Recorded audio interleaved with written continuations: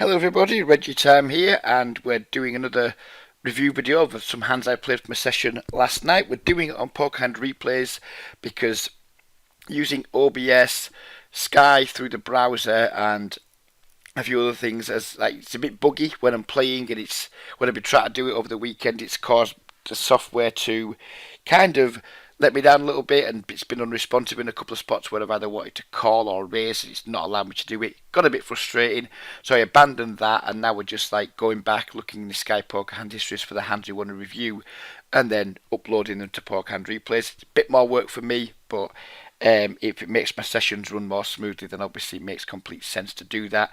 I'm not going to waffle too much at the start of this video because someone told me off for waffling. The simple solution for him is if he doesn't like the waffle, don't leave a comment because I don't give a fuck. And just click the cross at the top corner, mate. Anyone who doesn't like the waffling, if you just look at the top right corner of your screen, if you're watching it on a laptop or a computer, just click the cross and I'll fuck off. You won't hear me anymore. If you watch it on your phone, then just close the app down and you won't hear me anymore. And don't leave comments like too much waffle because I couldn't give a fuck. I'll waffle if I want to because it's my channel. And then finally, little shout out to one of my biggest fans, Patrick McKenzie. Thanks so much for your comments and valuable feedback, mate. Really, really appreciate it. It's going to have a huge impact on my game, and I'm looking forward to watching some videos on your channel, if the audio works, to learn how to play much better poker. So we're going to get on with the first hand. It's a bit buggy again. This software's not great, this pokerhandreplays.com. It hasn't captured either my hole cards here or the villain's hole cards. The rest of the video seems to work fine. I think there's like hand 7 or 8 that's a bit fucked up as well, that we just have to skip past it because I've no fucking clue what's happening, because yeah, it's just fucked up. But anyways, never mind that. Please don't forget to hit like if you're liking the videos, and really it's quite gratifying to see the thumbs up. If you don't like it, of course, hit the thumbs down so we can have some balance. Leave comments, subscribe, join the Facebook group if you're not already a member. The Facebook group's getting really quite busy now. I'm really enjoying it. We're over 1,000 members. My next mini goal is to get the channel to 2,000 subscribers, so please do share the video so we can get further reach with it. If we can get to 2,000 subscribers by Christmas, that would be fantastic, and we might end up starting to average 300 or 400 views per video, which would also be wonderful. So that's enough waffle. Let's get on with some old school nittery so Patrick can really enjoy the content. This first time we have 2 4s here in the big blind. We have a bad reg who is, in my opinion, very positionally unaware. And he's going to start the action by raising under the gun.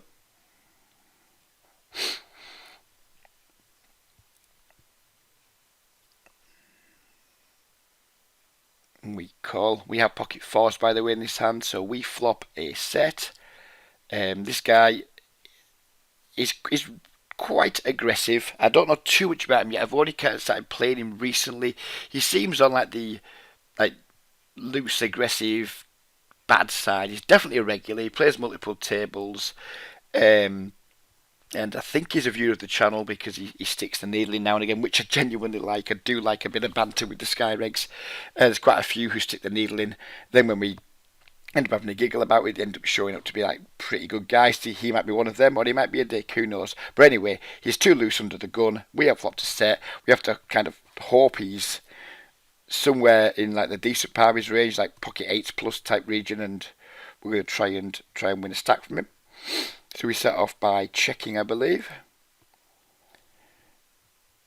He bets. We have a super easy check raise. There's just too many weird turns that can come out of the killy action, or possibly like connect with him. We wouldn't want to see necessarily see a 3, 7 or an 8 here too often.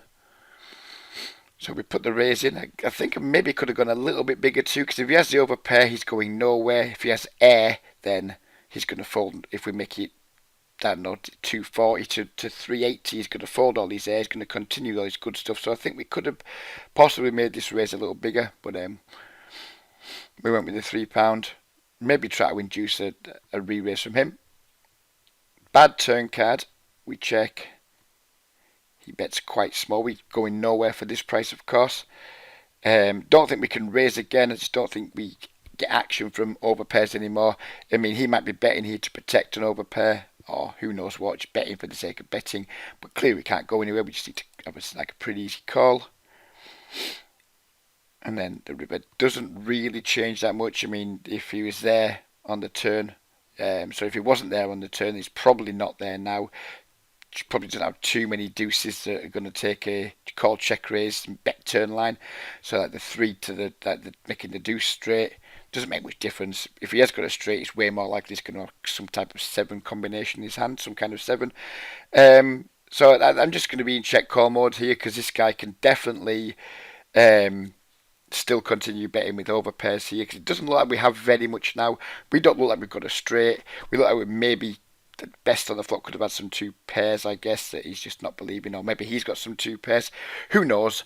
But at this point, we're just in check and kind of maybe hope he checks mode, or I'm not looking to play a huge potty, but we're not looking to fold either. We do check. He jams. I was kind of, oh, fuck's sake, called anyway, and his cards aren't going to show up here because the software's fucked. But he turned up with 8-6 suited, which kind of backs up what I said at the start of the hand. He's not positionally aware.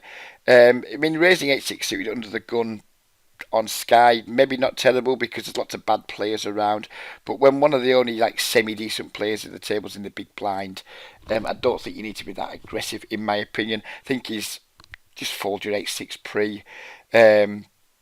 Probably can't fold to the check raise. Certainly can't. He needs to bet the turn, I would imagine, because now he's ahead of some of the stuff that he might think I check raise, like pocket 9s, pocket 10s, etc. I think he's overplayed his hand. Check back flop possibly. Maybe fold to the check raise, but probably not. Turn, maybe just pot control, and then river just check back and take your showdown value. Massively over aggressive. Maybe he just thinks I'm a huge nit who just overfolds, which later in the video, when he sees, if he's watching and he sees them, he might be justified in that thought. But yeah, I mean, the big mistake in this hand is just opening the 8-6 suited pre-flop under the gun. It's not a good play, almost any table, and unfortunately for our villain here, he got punished for the maximum. Move on to the next hand. We have the ace and the jack of hearts.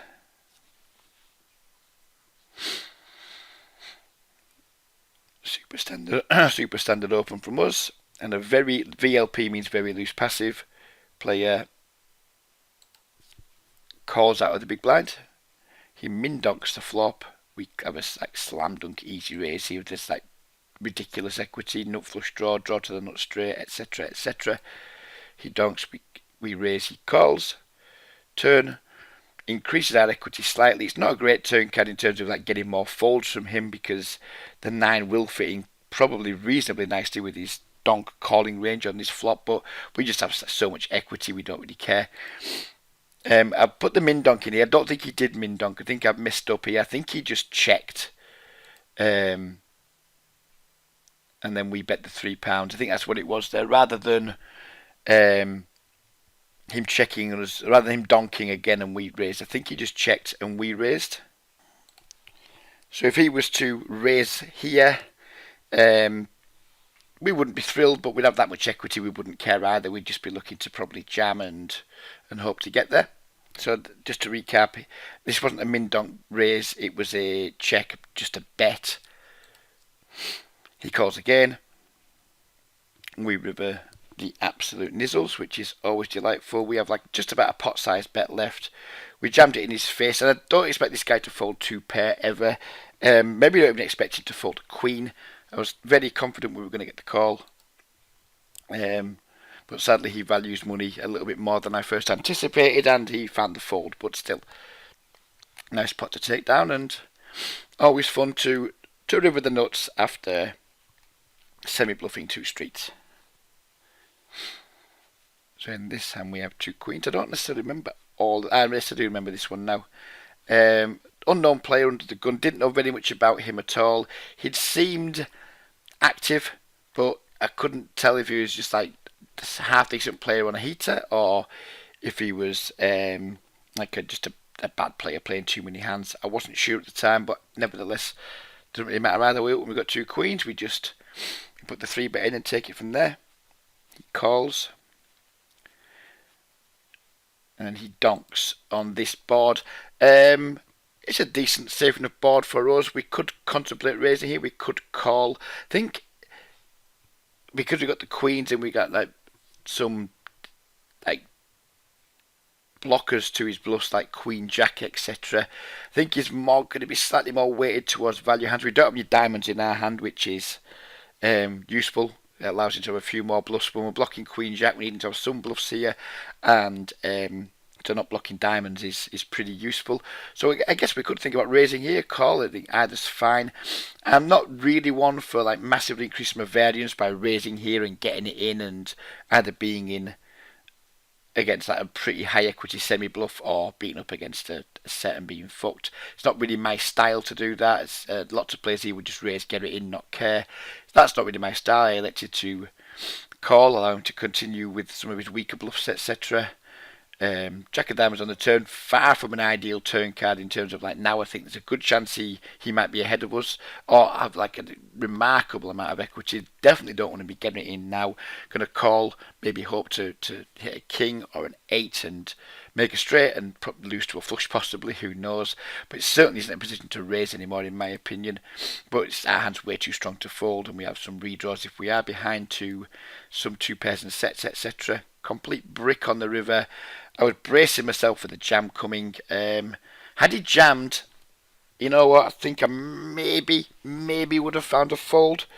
How often do I think people are like calling 3-bets out of position and going bet jam with a worse hand here? So if he was say did have a hand like I say ace 10 or something like that, then is he really going to like go bet turn jam river on this run out with the flush getting there, the overcard getting there, etc. So if he jammed, I think I probably would have folded. Would have been a bit old school nitty, but I think I probably would have.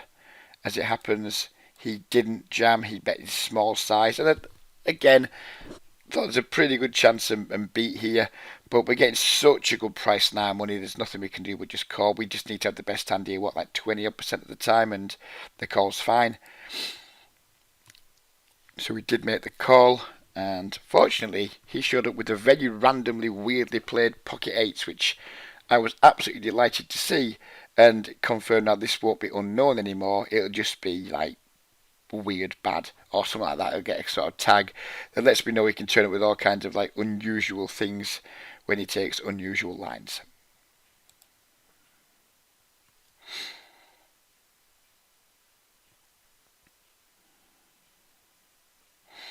And so next time we have the ace jack unsuited. So we have a very loose passive player limping under the gun, a very bad aggressive player over limping. We have the ace jack on the button, obviously going to pop it up. Mr. Loose Passive finds a fold, Mr. Bad Aggressive finds a call, and we're off to a pretty decent flop.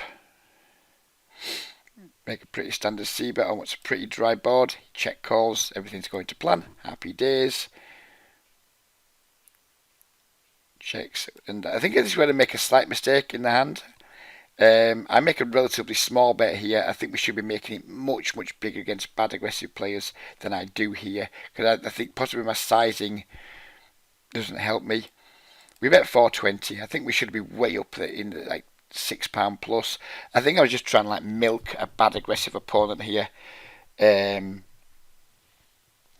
rather than just thinking my top pair, good kicker, almost certainly got the best hand, and if we haven't, then so be it against a bad aggressive player. He ends up calling, and 9 comes on the river, and I'm ready just to make like another decent value bet, and then he just does this out of nowhere, just like donks into us for 100 big blinds. And I was sat there thinking, right, well, Queen 10's missed, King 10's missed, like 10-8's missed, so he's got plenty of missed straight draws, but he's probably got plenty of like 9x in his range, and I just hate paying off. I absolutely hate paying off. I think like a small bet size here on the turn. Well, small bets on the flop and the turn. If we'd bet much bigger on the flop and then consequently much bigger on the turn, we'd have been hemmed into calling now. If we'd have bet, say, instead of 240 on the flop, we'd have bet 3 330. Then the turn instead of betting 420, we'd bet 9. Then all of a sudden, he would have significantly less in his stack. We'd be getting a much better price on the call. I think it's a call we'd need to make. As it is, he's like overbet jammed like 2x pot on the river. And I think long term, this is probably going to be a losing call if we make it, even though the guy, my read was he was very bad aggressive, still calling 2x pot river overbets with just one pair on a board where he probably doesn't have too many draws. It's probably quite bad. So I did make the fold, and I think the teachings from that hand is don't bet small against fish when you've got a hand that's way ahead of their range, I guess. But I already knew that. I just forgot. I knew that was the rule. I knew the rule is when you get a strong hand against a fish, make large value bets, make yourself exploitable. I've known that rule for a very long time. I just forgot it. I broke my own rule, and Julie, well, maybe it saved me money this time, who knows. But yeah, we lost a pot because of it. This is against the same player, just like a few hands later. I'm not sure I put the hand in entirely correctly because I think last time we were there and he was there. So I think we've kind of messed up in putting the hand, but it's against the same player. He's min raised. We have 3-bet, and again I think this 3-bet's slightly too small. I think we're probably happy to go a bit bigger against someone who's very bad aggressive. He's very loose too. I think that my 3-bet's too small. He calls. We flop top pair. We bet. He puts a huge raise in. 100 blinds deep here. I'm not fussed. We're just going to go with it against him. We're just going to call and then get it in on most turns. But at this point, we've only committed, like 18 blinds to this pot. And now he's going to be asking us to commit another, whatever it's going to be, 125 blinds. And we've only got one pair. Again, he could be exploiting the fuck out of me here unintentionally by just being too aggressive with worse hands.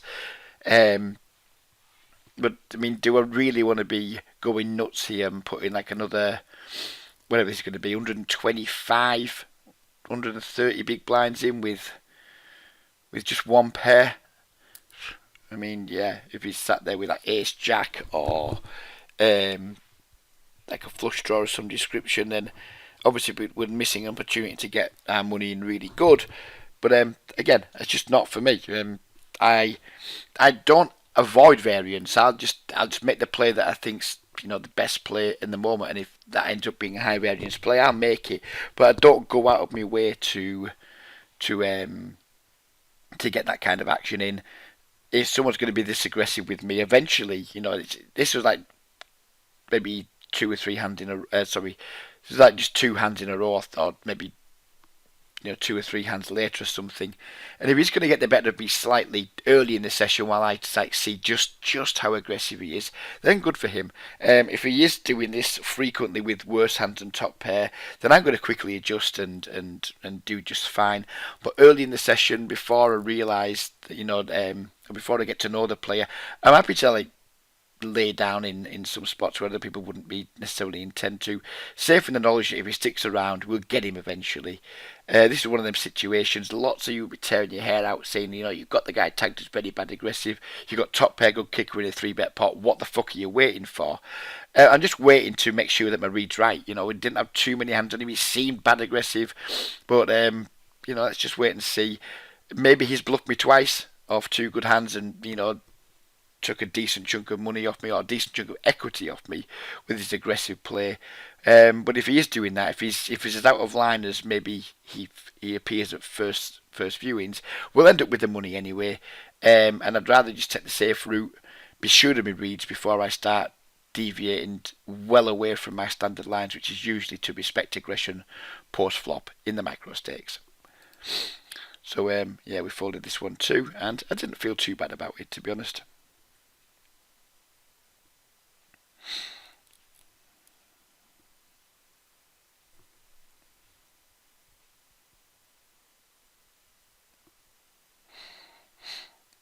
So this time we have pocket sevens blind versus blind against an unknown player who had been quite aggressive so far. Didn't know very much about him. He wasn't tagged at the time, but he'd been involved in plenty of parts, raising plenty, etc.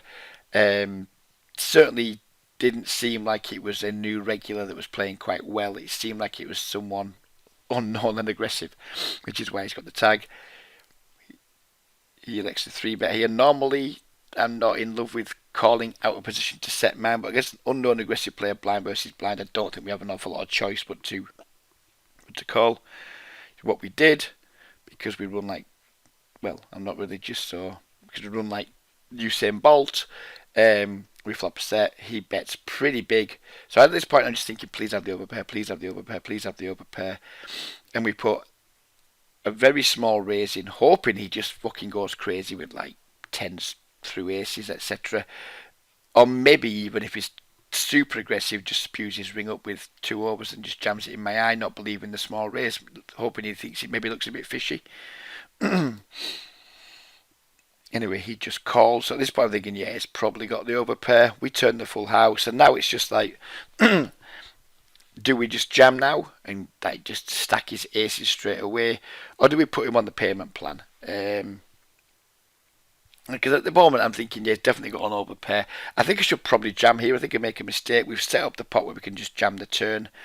There aren't many draws I can have here that would want to take this line, I guess. But I don't care. He's unknown aggressive. He knows nothing about me, I would imagine. So maybe we should just have jammed. I decided to go with the milky small bet. Called. Leave ourselves with like a superb like SPR for getting value on the river. Don't see how we can fold here until this Queen of Clubs comes. If he does have an overpair, maybe it's just another reason for him to be scared with an overpair. Well, obviously we have the easy jam for like whatever that is, nearly a quarter pot. And disappointingly our opponent folds, which was a shame. Again, I think like we talked about in previous videos, and it seems like I'm not learning my lesson at the moment in terms of like my sizing versus bad players with strong hands. And talked in previous videos about betting too small. So like we've done it in this video with the ace jack earlier. Now we kind of did it there, where maybe if we just jam the turn, we get more value. I mean, maybe if we jam the turn, he just folds. And maybe he's got ace king and he's peeled the flop and then just peeled the turn because he felt he was getting a good price. So maybe our small sizings have like made us some extra money there, and maybe they've like saved us some money with the ace jack. But yeah, I just like using small size. I don't think it's good, but for some reason it feels comfortable to me in the moment. When upon review, sometimes I'm thinking, why have you gone that size? Why have you gone that size? But in the moment, using those sizes feels comfortable to me. Feels more comfortable than using bigger sizes, which I think like at the time I'm thinking, well, if I bet too big here, it's going to like narrow his range that in a way that isn't going to be as good for me as using a smaller sizing does. So I'm not sure. I go both ways. In the moment, I'm usually like, yeah, I think using a smaller size is more appropriate. Then after the moment, possibly being a lot more result orientated and thinking, yeah, probably we should have gone bigger there. And I think it probably is a little bit of result orientated thinking rather than necessarily too much bad play on my part. I'm not sure. I go both ways with it.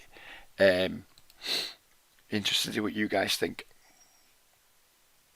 This is a hand that we're just going to skip through it because I can't remember it, but it just fucks up.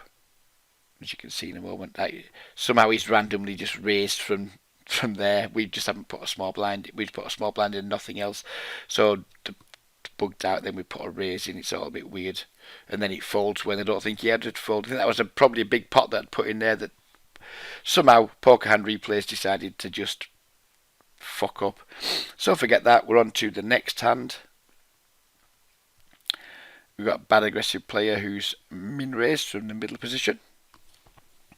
Obviously, you can defend the 6-4 suited from the big blind. I don't love defending suited connectors, small suited connectors from the big blind that much. I think it's hard to make too much money with them when you take the rake into account.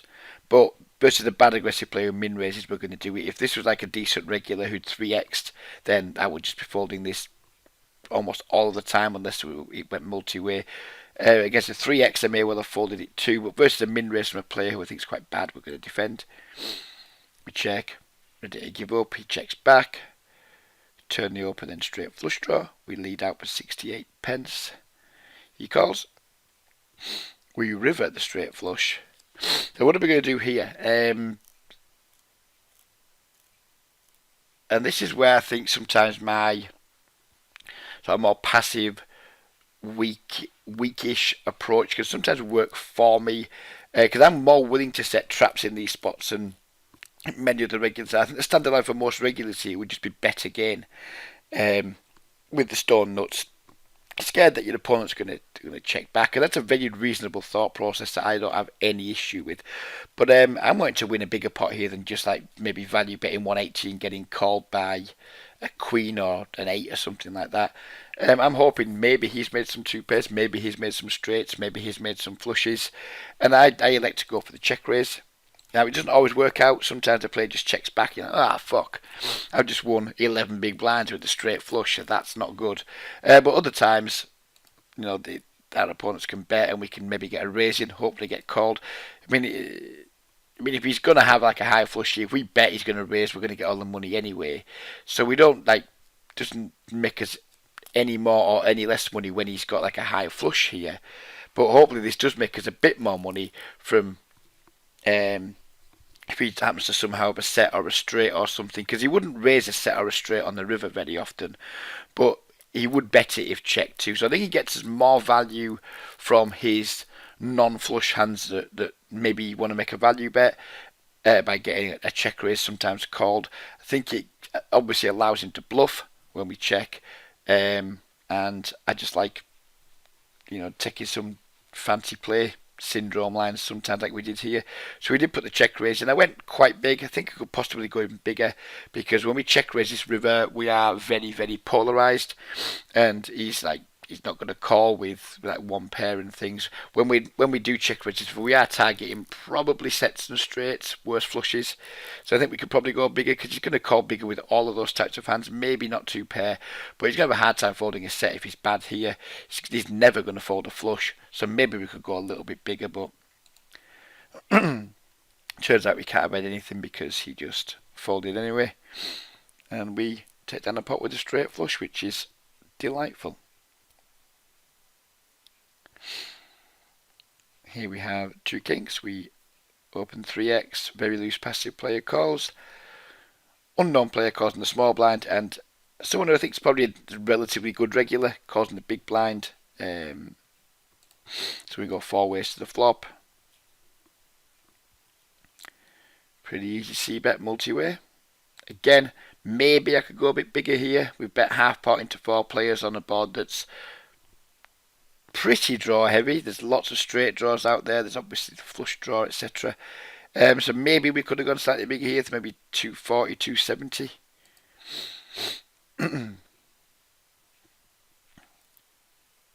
the regular puts in pretty chunky check raise, and my thoughts here were, is this dude going to be check raise bluffing against me, who he knows, or this should know is quite the nit, who's not going to be c-betting light very often on this board whatsoever, and with a very loose passive player in there calling.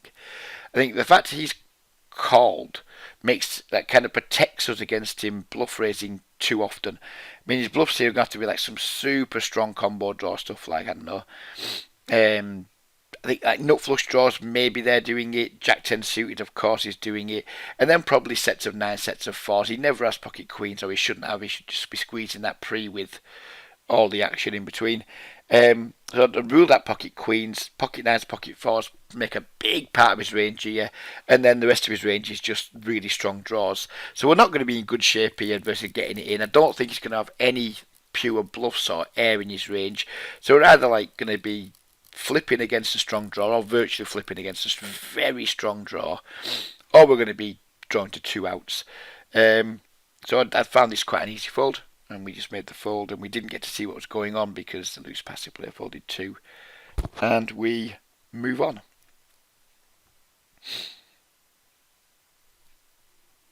There's just 2 hands to go, I think. We have pocket 9s here. Raise under the gun, loose passive player calls. Unknown player calls on the button, and that same reg from the last hand calls, and we flop ourselves a set.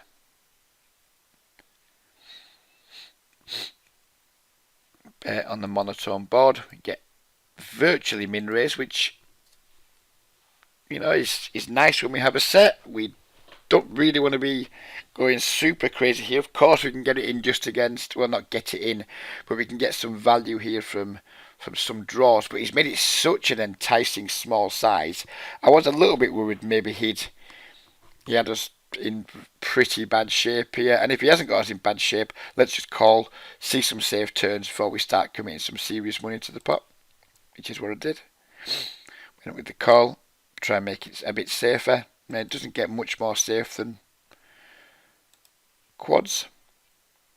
Check, he bets really big here, and my question here now, and I think again, well, not again, this is at the downside to my style, like we checked with the straight flush earlier, but I'm not likening myself to Phil Galfond at all before it triggers people, but I picked this up from Phil Galfond a long time ago. We're talking, Christ knows, years and years ago, where he was on a podcast once and he said he's quite happy to have more slow plays than a lot of people and deal with the fact it's going to put him in some tough spots later on streets. And it's something I've always done myself, whereas I will sometimes be possibly excessively trappy and miss some value some of the time. When our opponent bets £9 here, he's pretty much committed. He's only got 13.80 left. We should just be jamming this in his eye. If he has a flush, he's never folding. If he has like a set of jacks or a set of threes, obviously he's never folding. And yeah, this should just be a super mandatory jam. But we have quads, and I'm hoping my opponent still has some bluffs in his range. So I just call. River C8, we check. And sadly our opponent checks back with a hand that absolutely would have been looking to call on the turn. It's a little bit disappointing when I saw that exact hand because we just no one felting him. I should have jammed the turn. I think that's a pretty big mistake from me. We've left like over 40 big blinds on the table there. When he raises flop, bets 9 on the turn, he's never folding. If we were to look at that and say, right, we should raise here as a jam, because we have fold equity, we'd be like, what the fuck are you talking about? We just don't have fold equity in this spot. He's raised the flop, he's bombed the turn. We don't have fold equity. So any spot where we don't have fold equity and we have the nuts, it should be a reason to jam. Too fancy from me here. Pretty big mistake. And I got duly punished for it. Yeah, I think we've definitely cost ourselves some money here with our in this video with these hands. Over the course of the session by being a little bit too tricky, a little bit too fancy. Sometimes it works out for me, and I think against regulars especially who think I'm a bit on the weak tight side, like feigning weakness definitely makes me money. So overall, long-term strategy, I'm happy with the way I play on Sky. But when hands like this come along and you're against unknown players who are clearly committing to a pot, when you have someone who's clearly committed to a pot on the turn and you have quads and you don't get all the money, then you've made a mistake. And this is definitely a mistake. And yeah, fuck you, Reggie. Now we're going to move on to the last hand now. Oh no, I think I might actually be the last hand. Yeah, it was the last hand. So let's just rewind this back a bit so there's a little bit of yeah, that'll do. A little bit of something on the screen while we finish up. So yeah, I hope you guys enjoyed the new format. It's a bit more hard work for me, but I think it's no worse than what we did. And at the time that I'm costing myself inputting hands into poker and replays, clearly some of them don't work sometimes, which is a problem. I'll need to try and make sure that everything's working properly for the next video. But it does save me time at the back end with the not having to like edit in all the blurring, and I missed the blurring last week on one of the videos. And yeah, so I am not sure what I'm saying, but yeah, I hope you guys liked it. I'm hoping to try and do at least 2 of these a week. Not committing to anything, and I'm also, I mean, if you got this far in the video, hopefully I'm speaking to the right people. At the start of the video, we're not speaking to the right people, but if you got this far into the video, you have hit the like button. I'm looking to try and make some money from the channel, but not for myself. I want to try and make some money for local good causes near my home towards the end of the year for like Christmas stuff, like Christmas parties for some local disabled groups, etc. So later in the year, I will be asking for people to hopefully just make lots of people to make some small donations to try and raise a reasonable amount, so I can in the end of November or something like that make some um, hopefully nice donations to some local good causes within the disabled community. I work within the disabled community in my area, and everything is woefully underfunded.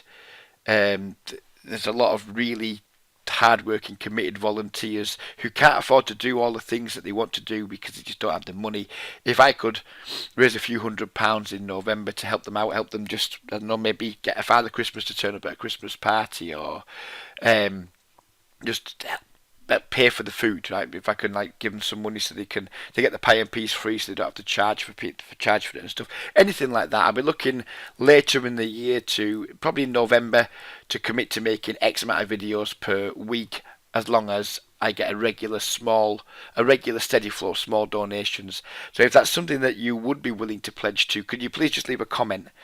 Not pledging any money now, I'm not interested in taking any money now, but just to give me some feedback on whether people would be interested in helping me out in that way later in the year. So if you would be willing to make, say, a small £2 per video donation or whatever, can you just leave a comment in the chat box just letting me know that, so I can get a feel for, is it going to be worth me doing it or not? Because if we're going to do it and then I'm not going to raise any money and maybe just 2 or 3 people are going to give a tenner each, it'd be very nice of them to do it, but I'll be frustrated that other people kind of aren't getting involved. So yeah, let me know, because if it's something that I think might raise some money, I'll do it. If it's something I think doesn't have legs, then I won't do it. I'll just think of some other way of helping them out. So bit of a ramble at the end, but hopefully all you guys that have reached the end don't mind the rambling too much.